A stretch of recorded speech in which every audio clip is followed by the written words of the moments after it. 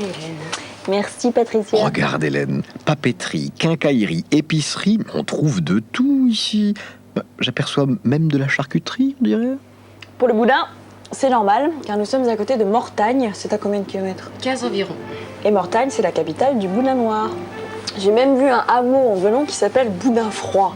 Si. Vous le saviez? Non. Vous voyez, ils en apprennent des choses sur la région grâce à la ruée.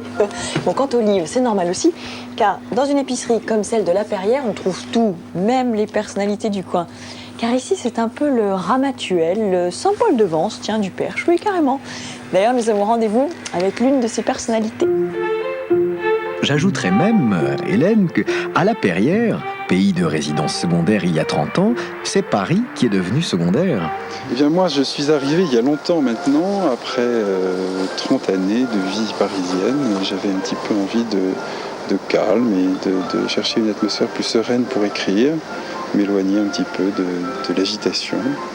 Et ce village m'a immédiatement séduit. Conquis.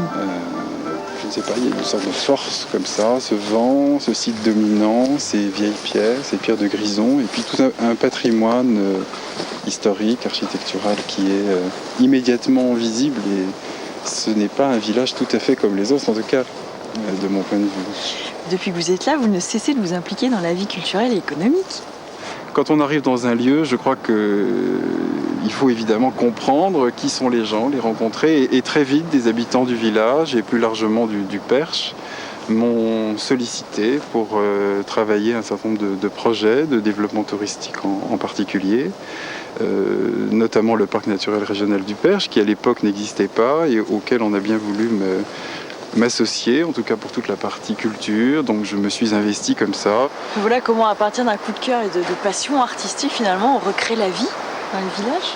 Oui, absolument, d'autant plus que beaucoup de maisons, plus de la moitié des maisons du village étaient abandonnées et qu'aujourd'hui, des peintres, des sculpteurs, des gens les ont restaurées, y vivent avec leurs enfants, et ce qui nous a permis de sauver l'école qui était menacée, de permettre aussi à l'épicerie, naturellement, de rester ouverte, alors que dans beaucoup de villages elle ferme. Enfin, la vie a repris sa place, a repris ses droits. Alors vous faites partie de ce qu'on appelle ici les accourus.